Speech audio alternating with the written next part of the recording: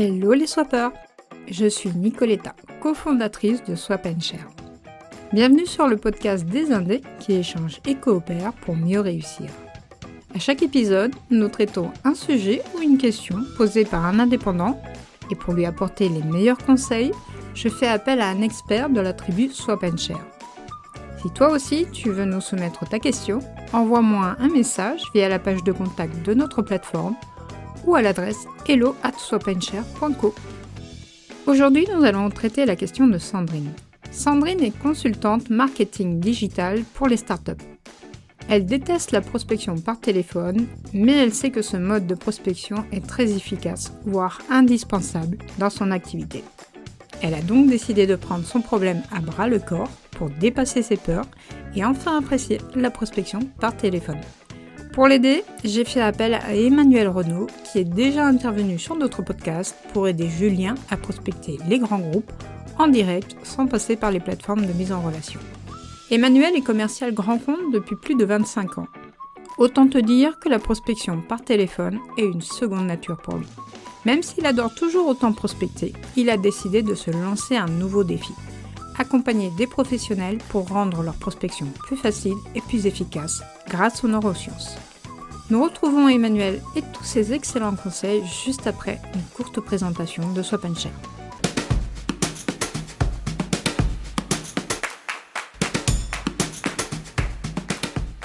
Tu en as marre de tout gérer tout seul? La compta, le marketing, les réseaux sociaux et tout le reste? Bienvenue sur Swap & Share, la première plateforme collaborative d'échange de compétences et de services dédiée aux indépendants qui te permet de te focaliser sur tes activités et de déléguer tout le reste à des pros sans casser ta tirelire pour kiffer ta vie d'indé. Pour plus d'infos, tu peux visiter notre plateforme, je te mets l'adresse dans la description. Et si tu indiques le code podcast Swap & Share lors de ton inscription, nous t'offrons 6 mois d'abonnement premium. Si toi aussi tu penses qu'on réussit mieux en coopérant ensemble, ne reste plus seul dans ton coin. Rejoins-nous.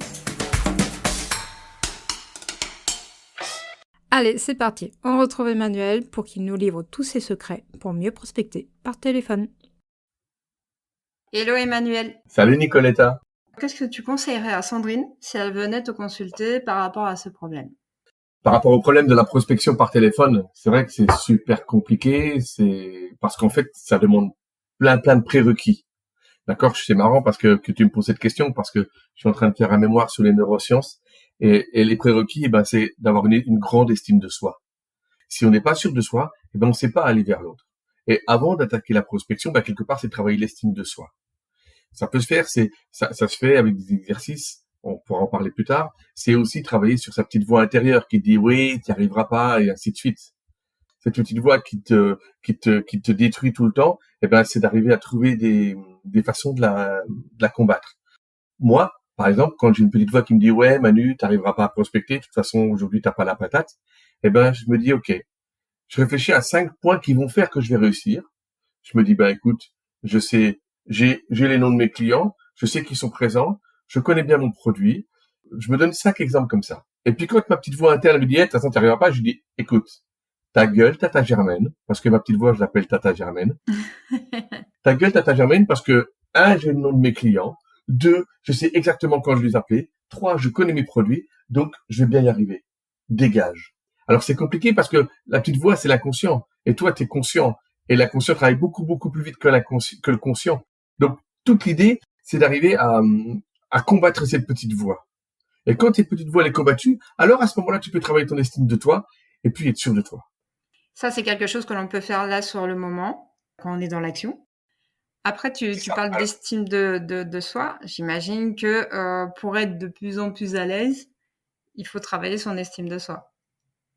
Exactement. En fait, et puis c'est ce qu'on appelle célébrer les petits pas. Tu vois, faut se mettre en action. Si on dit ouais, j'y arriverai pas, j'essayerai pas, t'as raison, tu n'y arriveras pas. Et tu dis à ton cerveau que tu n'y arriveras pas. Donc lui, il fait exactement ce que tu dis, tu n'y arriveras pas. L'idée, c'est d'essayer, c'est de tester. Aujourd'hui, ce qu'on fait quand on est en coaching, en face à face, en visio, on crée on fait une prospection. C'est-à-dire que la personne qui est en coaching avec moi, elle m'appelle. Oui, allô? Et je réponds comme si j'étais un vrai client ou un vrai prospect.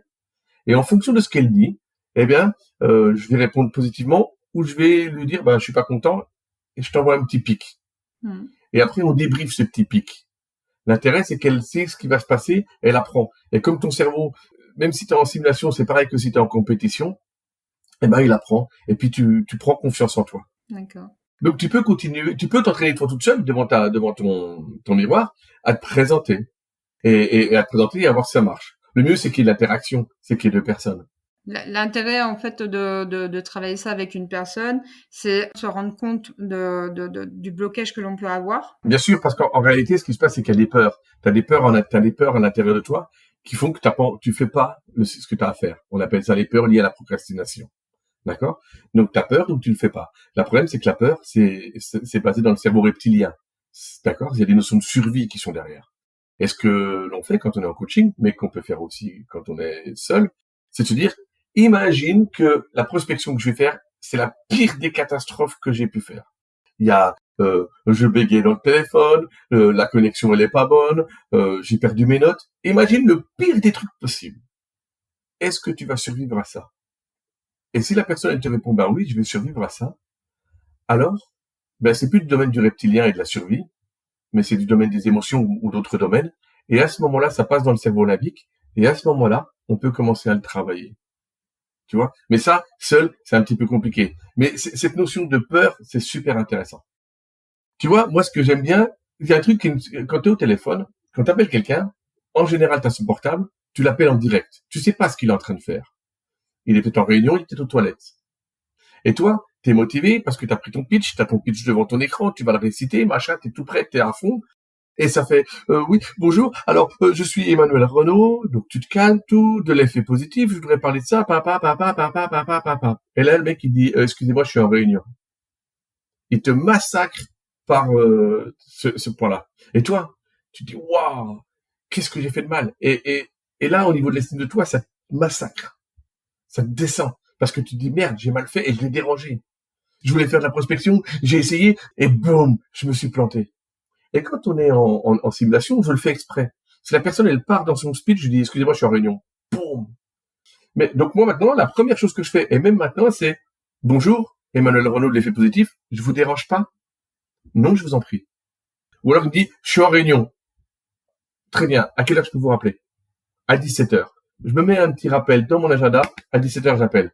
Et rien que ça te met en confiance parce que tu prends la personne au moment où elle est éventuellement disponible pour toi. Tu te simplifies la prospection. Quel est ton objectif quand tu fais un premier appel? C'est pas forcément de tout de suite parler de ton offre, c'est quoi? Mon objectif, c'est que le client il m'aime. C'est que le client il m'aime et qu'il ait envie de prendre rendez-vous avec moi. Donc moi, en fait, je vais lui vendre un rendez-vous. Je vais lui vendre une rencontre. Bonjour, j'ai un projet, c'est ça. Je pense que c'est des choses qui peuvent vous intéresser. Mais je voudrais pas vous prendre trop de temps au téléphone. Quand est-ce qu'on pourrait se voir? Le mec, ça l'intéresse pas. Il dit que ça l'intéresse pas. Ok, tu perds pas ton temps.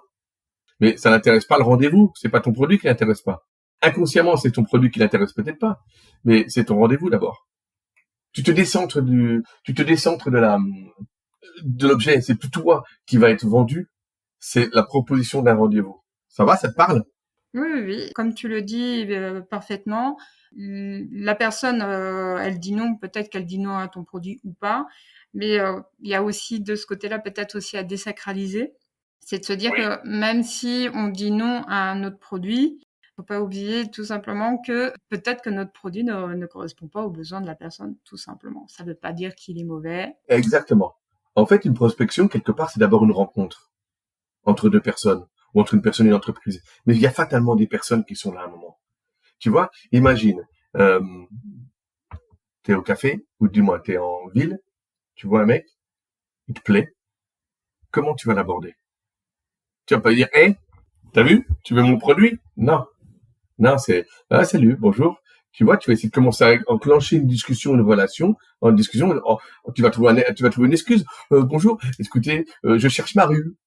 Tac. Et tu vois, la personne, elle va se mettre en position pour t'aider. Et c'est là où ça devient un petit peu intéressant. Si t'as peur de prospecter, tu peux le faire tous les jours. Quand tu vas au marché, tu te mets dans le rayon du surgelé et tu demandes à une personne, n'importe qui, Et alors, plutôt un mec, alors si t'es une fille, plutôt un mec qui est joli, tu vois, où il y a de l'enjeu, tu vois. Bonjour, je cherche les petits pois. Tu vois? Et c'est comment, alors, t'essayes plusieurs fois, mais comment est-ce que lui, il va dire, écoutez, je sais pas, mais je crois que c'est là. C'est cette rencontre, c'est la notion d'aborder l'autre tu vas désacraliser la notion d'aborder l'autre. Casser la glace. C'est exactement ça. Parce que c'est une personne que tu connais pas. Puis l'autre, peut-être qu'il va dire, écoutez, j'ai pas le temps. Très bien. C'est pas toi le problème. C'est le fait qu'il a pas le temps, lui. Il t'envoie bouler par rapport à la situation à lui, pas par rapport à toi. Eh ben, c'est pareil quand t'es dans ton produit. Je me posais une question par rapport à la prospection. Je me demandais si, on a parlé tout à l'heure des peurs inconscientes. Selon moi, après, c'est toi le spécialiste, du coup je te pose la question. Est-ce qu'il n'y aurait pas derrière la peur de prospecter, la peur du rejet? Ben c'est exactement ce qu'on a parlé depuis tout à l'heure. C'est ça. C'est qu'on pense que, tu vois, il y a une phrase que David Lefrançois a dit et que j'adore, c'est le niveau d'agression extérieure est égal à ton vide intérieur. C'est-à-dire que plus l'autre en face il te fait mal, ça veut dire qu'en fait quelque part c'est ton problème. Et c'est parce que tu as du vide en toi. Et que par la question que tu vas lui poser, tu vas aller chercher de la reconnaissance. Mais si tu attends de la reconnaissance avec l'autre, eh ben c'est pas son problème, il le sait pas lui.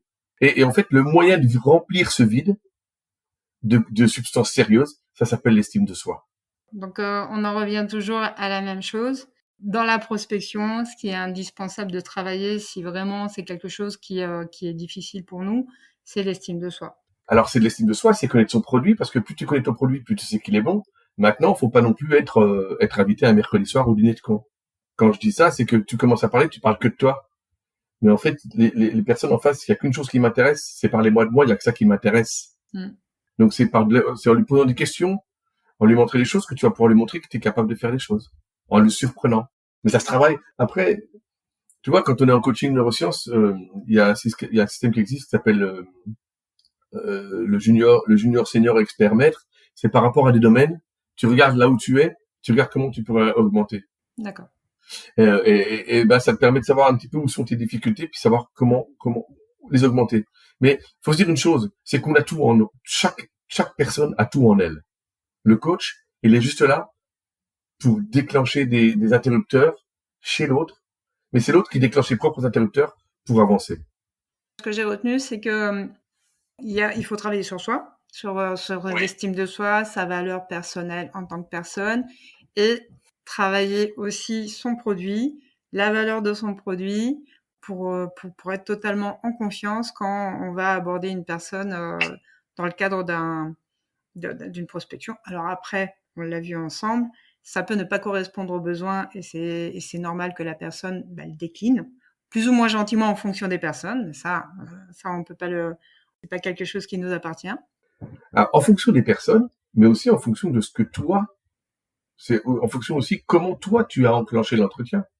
Si l'autre t'as commencé à parler 3 minutes sur ton produit, que sur je sais pas sur les crèmes de maquillage que tu m'appelles ou sur une nouvelle teinture de cheveux, tu vois, moi qui me rase la tête, je veux bien t'écouter 10 secondes, et maman je vais écouter, ça m'intéresse pas. Mais si tu insistes, à un moment je vais sortir la Kalachnikov et puis je vais t'envoyer bouler. Donc il y a aussi toute cette notion d'intelligence relationnelle, d'écoute, d'empathie, de comprendre l'autre, de le regarder. Moi alors le regarder c'est compliqué au téléphone, mais c'est dans sa voix, c'est d'essayer d'entendre ce qui se passe et d'essayer de te dire est-ce que je suis en phase avec lui ou qu'est-ce qui me renvoie. C'est de l'empathie, c'est globalement de l'empathie. Il faut avoir beaucoup d'empathie aussi à ce moment-là. Tu sais, la partie prospection, je dirais que en 3-4 séances d'une heure, c'est déclenché quoi. Juste une anecdote, j'ai une copine qui me demande pour la coacher en prospection. Eh ben, je dis d'accord. Je sentais qu'elle avait de la peur. Et à un moment, je lui dis, si tu veux, on va s'entraîner tous les deux en visio pour que tu t'apprennes comment ça se fait. Elle s'est mise à pleurer. Mais je lui dis, Paulette, on est entre nous. Je peux pas. Elle tremblait. Tu vois, elle tremblait, elle n'y arrivait pas. Je lui dis, d'accord. Alors d'abord, on est reparti de qu'est-ce que tu aimerais dire?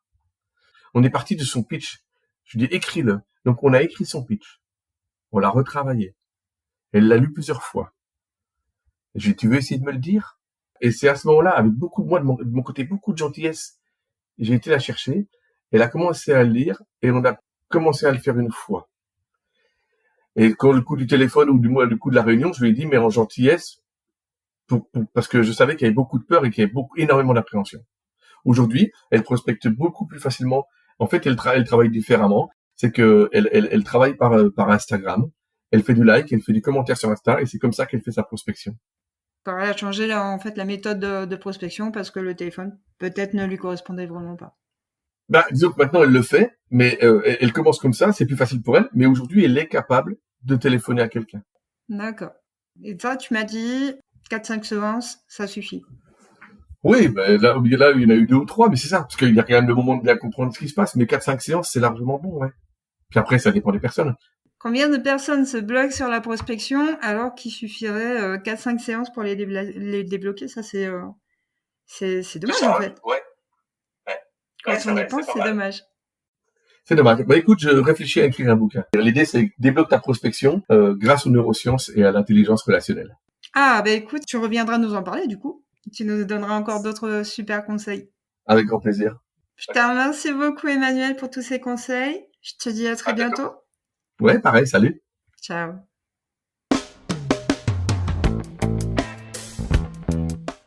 Je suis sûre que les conseils d'Emmanuel vont t'aider à mieux prospecter par téléphone. Mais tu connais à présent mon leitmotiv. Écouter les conseils des pros, c'est bien, mais les appliquer, c'est mieux.